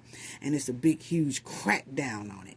So like if you know somebody on Section 8 or something like that, this is very informative, okay? So it says currently HUD only serve 1 out of 4 eligible families due in part to the lack of enforcement of prohibition against federal fund assistance to legal people. Okay, I don't like to say that alien stuff, I just say illegal, I just don't like to do it. So I'm just gonna say illegal, okay? And so they were saying that it's a lack of enforcement in the prohibition thing. So if a program does not apply with the request, it could risk examination, which means their funding can be taken. Okay, and it says Turner told Fox News Channel, okay, that he said that the D.C. Housing Authority was the first to be placed on notice, but over 3,000 other PHAs are being told the same requirements nationwide, stressing that American citizens will be prioritized. Okay, so he's saying that he told 3,000 other Section 8 agencies across the United States that, hey, y'all need to do an audit right now, because if y'all have illegal inside of the housing authority, rather it's Section 8 or not Section 8, but it's up under Housing Authority Board, and if we find out that they are not legal to be here, but you got them in there, and we see that it's American citizens that can't get in there because you're holding them out because you're housing other people, y'all gonna be in some deep trouble. That's what he's saying. Okay. So that's him right there. He said he's not playing, point blank period. He's on the move. He's already done sent letters. He said he'd already done contacted 3,000 of them across the United States. And he got more to contact.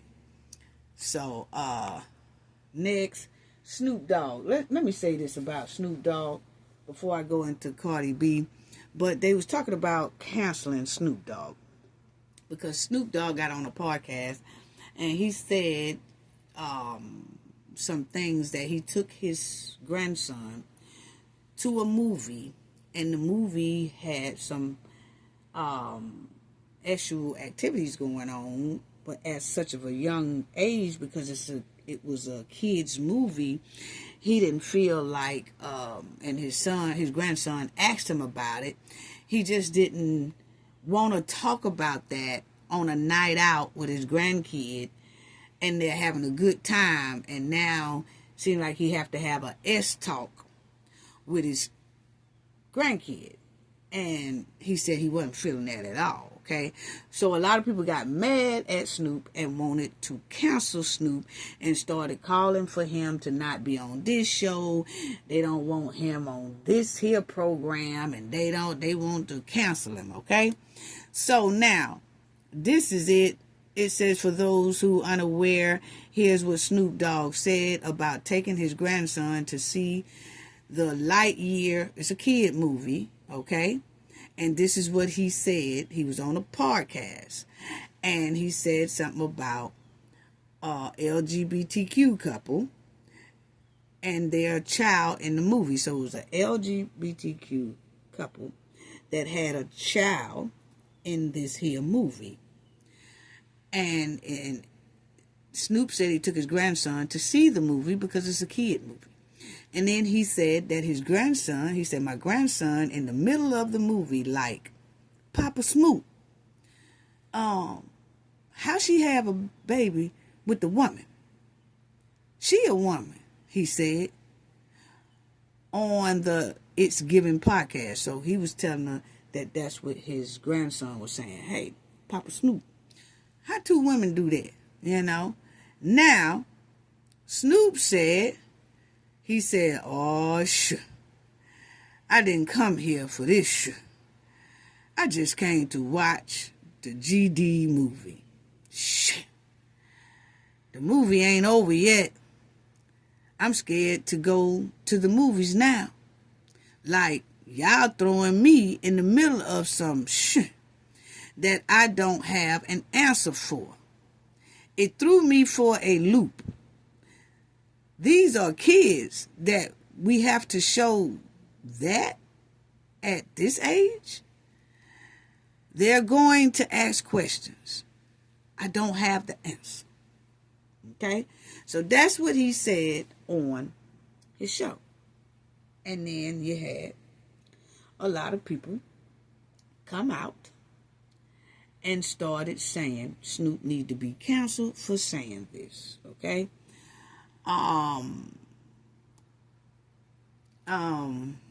This controversy stems from Snoop Dogg commenting about, in that he was just talking about when he took his grandson to the movie and what was said or whatever. And I feel like this, I don't feel like anyone should get mad because he's telling a story about him and his child. Okay? That's his own opinion. Everybody have a right to their opinion, okay? He didn't say anything about harming anybody or anything like that. He just said a statement, but he said the statement out loud. But it has gotten to the point where you can't say anything out loud about situations like this. You have to keep those conversations on the inside of your home, especially if you are a social media influencer, or you're a rapper, or you're in the industry of music, or you're an entertainer, point blank period, or you are somewhat of a movie star, okay? They can't really express themselves the way, I guess, like, their opinion can sometimes hurt their bag. Okay, because people start calling for their bag to be canceled. So sometimes you have to say what you're going to say, which, whatever. That conversation right there that Snoop did on this podcast, he should have kept it within his family. Him and his family raise their family how they want to do it. you know, and he don't have to say it out loud. And it's sad that people can't voice their opinion out loud without somebody saying, cancel that person.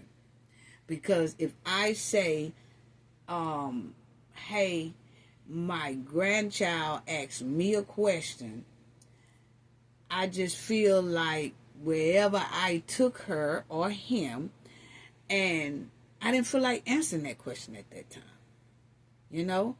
And I didn't feel I should have been put in a position to have to talk about it at that time. It seems like people who agree with what I said, agree with what I said. The people who disagree with what I said, disagree with what I said. But either or side shouldn't be trying to stop a person bad because of a person's opinion. You know? And he was just saying it was, I guess, about that was going on. But I do remember when we grew up with Flintstones, Scooby-Doo and all that, we never did see how they had their kids. Their kids just automatically was on the show. We didn't see how they did it. None of that. And so we knew that was like on the Flintstones, we knew Pebbles was Wilma and Fred's daughter. And we knew Bam Bam, you know, was Barney's kid. But we didn't see how that came about, you know, and then they just was just whatever. But I'm just saying, back then it was some cartoons, the ones that I was allowed to look at. I didn't see it in Scooby-Doo. I didn't see it in Charlie Brown.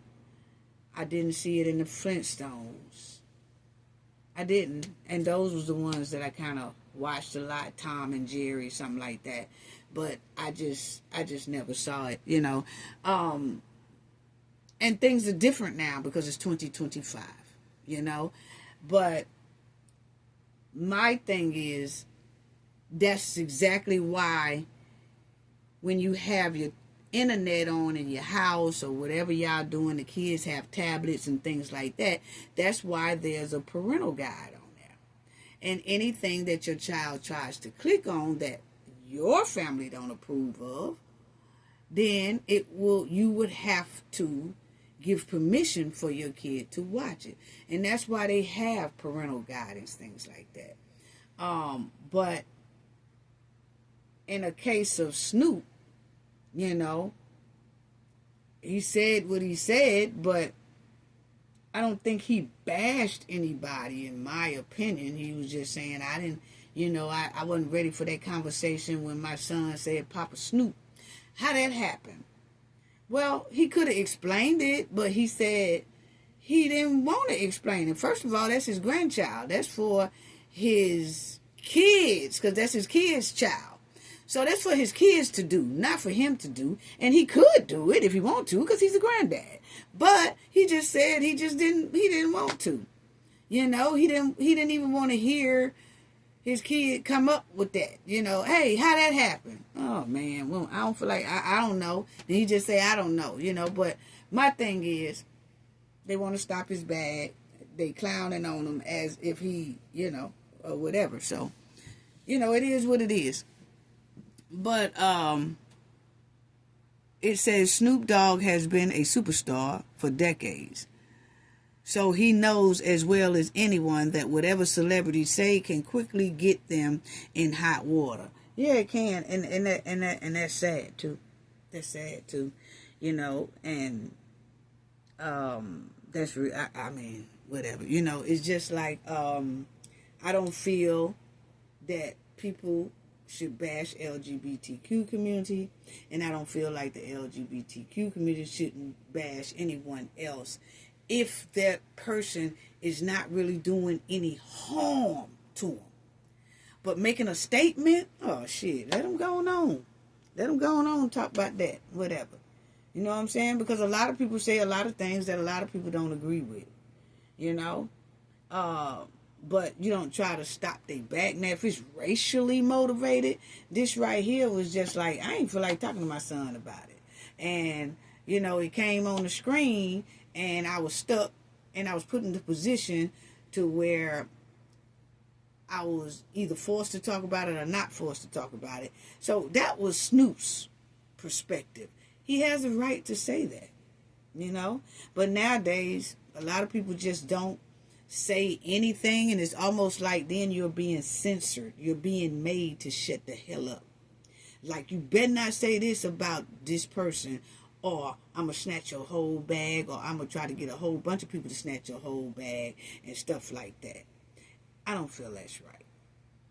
You know? I don't feel that's right. But, you know, it is what it is. Then you'll see, they said that Snoop had apologized, right? It said it came from Snoop's account, and they said that Snoop had this to say on his account after he got all the backlash. Says, I was just caught off guard and I had no answer for my grandson. The message read, all my G friends know what's up. They've been calling me with love. My bad for not knowing the answer to a 6-year-old's, question and teach him. And he said, you have to teach me how to learn so he will know and be perfect. Well, this is what they said went up on Snoop Dogg's official post. Snoop Dogg said, I didn't write that. I didn't apologize on nothing. Okay? So this reminds me of when Janet Jackson, I don't know if y'all remember, but Janet Jackson got on a show and she said, somebody questioned her something about, that's when Kamala Harris was running against Trump. And somebody asked her, what did she feel about Kamala? And Janet Jackson said, well, I was told she wasn't even black. Okay? Well, she got a lot of backlash for that. And then a couple of days later, on her official page, it had down there, I'm sorry, I should have worded myself better, I didn't mean to say that, this, that, right? And then Janet came back and said, hey, I did not write that on my page. She was honest and said, my assistant wrote that without my consent or my permission. And I have now fired that person. They will no longer work for Janet Jackson. And she left it like that. She said, I didn't apologize. So you do have people that have access to try to make things right that they think you done messed up. And they can write something for you. And that's not really what, they didn't get your permission to put that down there. You see what I'm saying? So Snoop's saying that somebody does have access to his account. They put this here on there. He said he never did. He said he did not apologize at all. So you'll see it says Snoop Dogg's team reportedly claimed his apology was fake. He said he didn't do that. But somebody probably on his team did.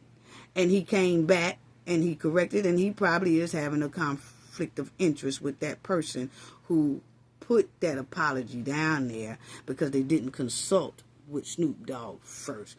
This is what is given. Snoop said he didn't do it, okay? And I feel like if he did write it, he would have been man enough to say, yeah, I did write it, but he's coming out and saying he did not do that.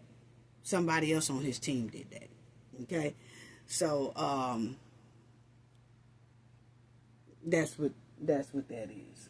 So, then you have a lady, Snoop's supposed to be doing something in Australia. And then this lady here, she's a politician in Australia, and she's calling for the AFL to dump Snoop Dogg. Okay? After his comments that he said on that podcast. Okay? So, it's a lot of people trying to cancel Snoop Dogg right now. She says she don't want him. She don't want him there. That they want him removed from the 2025 AFL Grand Final. Okay? And if I was Snoop, I wouldn't even go. Because, see, overseas and all that stuff like that, once you see that somebody over there got a problem with you and they're a politician, if you go over there, they'll find any type of reason to arrest you, and then it's going to be hard as hell for the United States to get your ass back over here in the United States. So once that was said, in my opinion, once that was said, I'd have been like, all right, then, cool. You know what I'm saying? And I wouldn't even go. I wouldn't even go. I wouldn't even say, no, I'm still, like if the people don't counsel me and they say, oh, well, we understand her version of it, but we still welcome you here, I still wouldn't go. I still wouldn't go. Because, see, that's a politician. You can get anything going on and popping around that joint. When I get there, I ain't going to be able to do it. I ain't going to be able to do it. It's too far from the United States. And I don't know if Trump going to bring me home or not.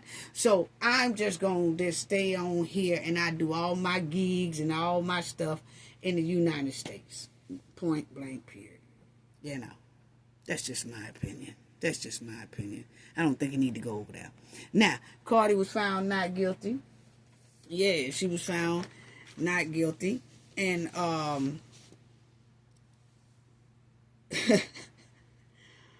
when they was found not, well, Cardi B and them, they had court.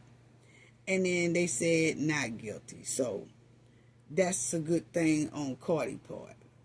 But then when they had lunch before the not guilty, before the jury even came up with their verdict, before they were still doing closing arguments. And Cardi B and them, the judge took a lunch break. Everybody took a lunch break. On lunch break, it's a YouTuber that came out there. His name is Denat. And he told Cardi B at first, hey, Cardi B, you so pretty, you look pretty, and all this stuff like that. She said, thank you. And then he messed around there and continued it with. They said, Offset said that now that that's his baby number 4, is that going to cause conflict between you and Stephon Diggs? Because allegedly, people are saying that Cardi had like little baby bump or a little bump down there in the stomach or whatever, and she looks like she is pregnant, okay? Allegedly. And so he asked Cardi that question. Disrespectful question, yes, but then he asked a question that a hell of a lot of people want to know, okay? But it was kind of disrespectful. Cardi then walked to the crowd right there. Somebody had a magic marker. She snatched the magic marker out their hand and threw it to the YouTuber. Threw it at the YouTuber. And now, see, that could have hit him the wrong way, or they could have did something. Now, they said that the lawyers for Imani went back in the courtroom, because remind you, this is during lunch. This is before closing arguments had even finished. They said the lawyer for Imani ran in there and told the judge and the court what had just happened out there, but they really didn't do anything about that situation right there, okay? But the point is that Cardi threw something at someone before she was even found not guilty. She has a temper on her. She has a temper. She really does. And you know, when she's leaving the courtroom for lunch, she almost got another lawsuit by throwing a pen at a YouTuber. And it could have, that pen could have flew and hit him in his eye. To me, it looked like she threw it, but threw it downward, But the thing is, to pick up something and throw it at somebody, you're already in court for that. They saying you threw your nails at them, okay, and scratched her. And now you come right out of there before you even get found not guilty. And that could have been another lawsuit. So, Cardi B is she's an emotional person. And she can go from 0 to 100 real quick.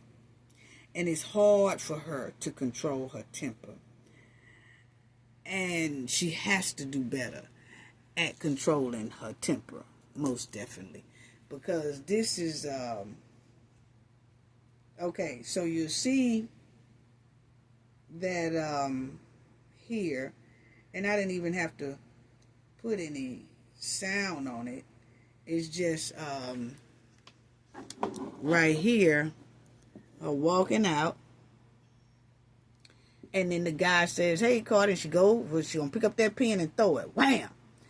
And then her bodyguard said, hey, what you doing? Chill out. You can't be doing that. Because, hey, we still in court. You see what I'm saying? So she comes down the stairs and with her bodyguards and stuff. And then he asks her that question about, hey, Offset said that that's his baby number 4 or whatever. And she threw it too. And so, that right there opens up another thing for people to try to sue you, and that's exactly why she's in court now, and Do Not has a YouTube channel, and it's called Do Not. It's DONAT. And so he was saying on his show that, see, I was going to let her slide, but I don't know if I should sue her or not. But he don't look like he got hurt. He didn't say he got hurt. He didn't go to no hospital or anything like that. He didn't. Because after she threw it, he said, I still love you, Cardi. And she said, no, I don't like you. You shouldn't talk to women like that. He says, so he said that, Offset said that that's his baby number 4. And is that going to cause any problems between you and Stephon Diggs' paternity? Meaning that maybe Stephon Diggs might think it's his. Offset says it's his. I haven't heard Offset say nothing about Cardi B baby is or if she is pregnant. Only thing I've seen Offset say is some people say Cardi B looks like she has a little bump down there. I did see Offset go in that comment section and say, not mine. That's the only thing I know of Offset saying. Okay, but this here particular person asked the question and said that Offset said it was his, and I never saw that, But my thing is, Cardi need to control her temper. She needs to go to anger management, because her temper don't need to lead her to being flat broke, because she's gonna have one of these confrontations, because she done been in court, her and Nicki Minaj, about some shoe fighting. Then, 2 twins in a club in New York City. They said Cardi attacked the 2 twins in the club. Cardi had to go to court for that. That was a while back. Then you have another incident with a chick took Cardi to court, and then you have this one took Cardi to court. All of them said that Cardi popped off and was violent first. Well, then she comes out of the courtroom on lunch. The trial is still going on. They were still doing closing arguments, and she throws a pen at somebody or a magic marker at somebody. It looked like she threw it downwards, but hey, what if you mean to throw it downwards and it kind of flickers up? And then it hits not the person you wanted to hit, somebody else in the crowd. And they say, oh, my eye turned pink, or I got a red dot in my eye and all that. Now it's another lawsuit, So she do need to go to anger management so that she don't mess around and fumble the bag. Point blank. Period. Due to unnecessary lawsuits. And these unnecessary lawsuits, a lot of people say, oh, Cardi won again, Cardi won.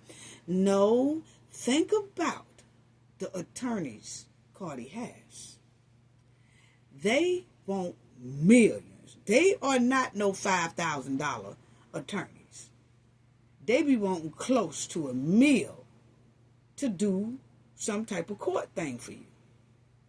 So Cardi has been in court, I know, with the New York one with the 2 twins, and then her and Nicki Minaj had something going on, and it was like some shoe flying or whatever like that. You got to look at how many times she has paid these lawyers millions or right at $1 million to defend her in the courtroom. And then this here one wasn't cheap either to defend her in this courtroom. And then you get outside and you throw a pen at somebody, which could have a magic marker, which could have led to another lawsuit.